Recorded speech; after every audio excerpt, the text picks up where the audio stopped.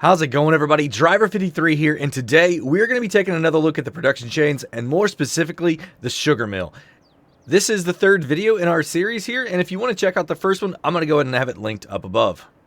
The sugar mill is a special factory here in the production chains because you're going to be able to do something very unique with the outputs. But we're going to talk about that whenever we get through the end of our data here in just a couple minutes. And I just got to know, has anybody made cakes yet here in Farming Simulator 22? I mean, it seems like such a very, very long process that you are going to need a ton of stuff. You're going to need 5 different ingredients to be able to make cakes. And like I said, this is one of the items that you are going to need. We are going to be taking a look at the other production facilities that you need to be able to make cakes and all the other ones also. So if you want to stay up to date on those future videos, consider hitting the subscribe button, hit the notification bell too.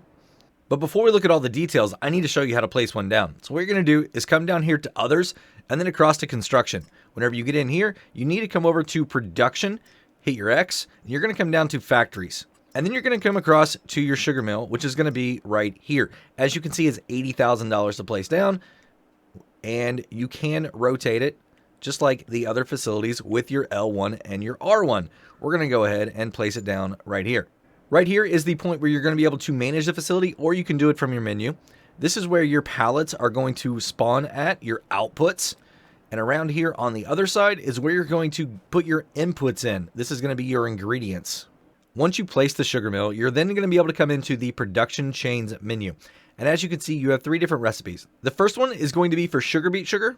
The second is for sugar beet cut sugar. And the third one is for sugar cane sugar. Now, cut sugar beets, that's a very interesting topic in Farming Simulator 22. And I'm going to release another video showing you exactly how to get those cut sugar beets. So stay tuned for that one also. On the right-hand side of the screen, you can see that our inputs are sugar beet cut, and sugar cane. And these are the exact same as what our recipes show on the other side. You don't need any extra materials. And what are they going to produce? They're going to produce sugar for you. Only one output. All 3 recipes produce the exact same item. Here in the middle, you can see the status is running right now because we do have incoming materials in inventory. We can also turn this off and it will say inactive. But if we have it on and it's a red dot over here instead of a blue dot, it will actually tell us that we don't have any product if we don't have anything in our inventory, and then it just won't give us the output either. And as you can see, it's going to be 2 cycles per hour, and it's going to cost $5 per hour. So this is for the sugar beet sugar.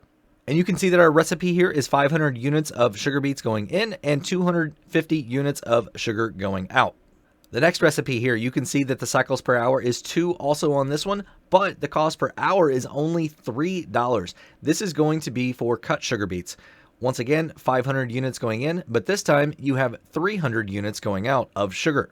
And for our last recipe here, you can see that it is sugar cane sugar. That's going to be 2 cycles per hour, but it's back up to $5 an hour. And it's also going to be 500 units going in and 250 units going out. So this is the exact same as sugar beet sugar. You also have the option, instead of storing, that you can sell your products or you can distribute. I'd like to talk about distributing first. What it's going to do is take 100% of your product at the top of every hour, and it's going to take it over to the next facility. So if you have the dairy, it's going to automatically go ahead and start storing it in your dairy for you. Or if you have the bakery, it will go ahead and start storing it there for you. Selling is another option that you have, but be warned, you are going to lose a percentage of the sale price whenever you sell it this way instead of transporting yourself. Let me show you what I mean. Here we are in the prices menu, and as you can see, I have sugar selected. I also have a bakery selected over on the right-hand side, and that is a price of $1,096. Whenever you select selling from any of your production chains, it's going to find the highest price for you at the top of the hour at that time. So it's going to be $1,096. But it's going to have to charge you to be able to get it over there. And I've done testing on multiple different facilities, and I've gotten anywhere between 35 to 41%. On this one here, I did it multiple times, and I got anywhere between 37 and 39%. I'm going to say, let's just play it safe and say 40% is what you're going to lose for transportation costs. Like I said, on other facilities, I've gotten as low as into the 35%. And I know there's other content creators doing these exact same tests right now on all the production facilities, trying to figure out exactly what this value is.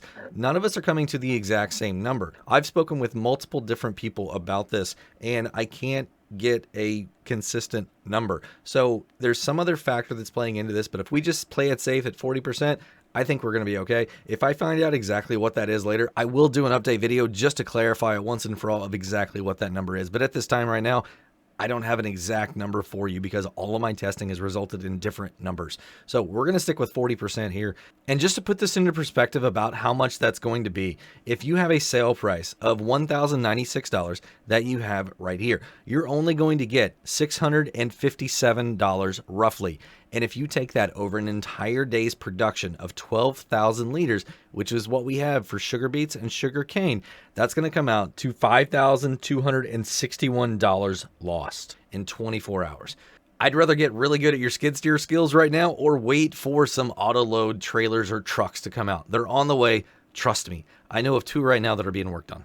I'd now like to show you a table that I've put together here showing your inputs, your outputs, your storage capacity, your production per day, per year, and what the next facility is going to be.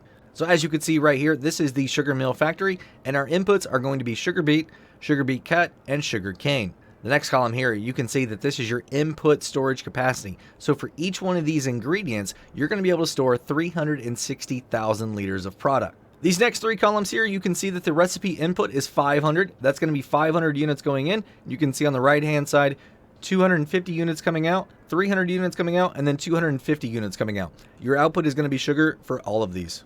These next 2 columns here show the input per day and the production per day.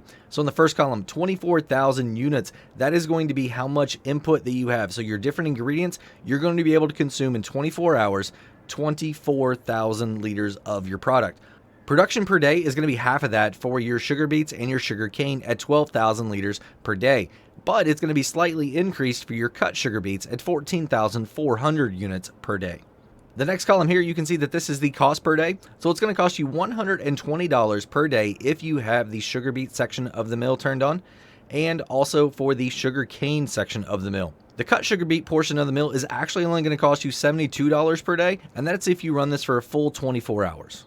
The next column that you see here is the production per 12-day year. So if you run this factory 24 hours a day for an entire year, that's a full 12 days, or if you're running seasonal play from like harvest to harvest, it's going to be 144,000 liters of product that you are going to be able to make for sugar beets and sugar cane. For cut sugar beets, it is going to be higher at 172,800 liters. But I would like to give you a word of warning. Your max storing capacity is only going to be 35,999 liters. Now, there are pallets out front, and we'll take a look at that also to see exactly how much storage space you have out there. The last column here shows the next factories that you could take this to. And like I mentioned before, you are going to be able to take this to the dairy and the bakery, 2 different facilities. Sugar is the only product produced in your factories in base game right now that you have an option to send it to 2 different locations. Like I mentioned before, here are the pallets out front. As you can see, each one is going to be 1,000 liters, and you're going to be able to have 6. So that means that your total capacity, if you store everything, is going to be almost 42,000 liters.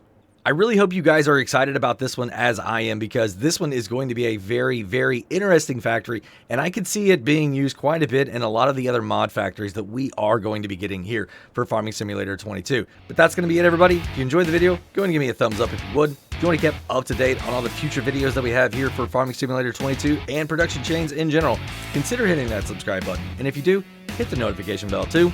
Have a great day, night, evening, everybody. Until next time, this is Driver 53, signing off.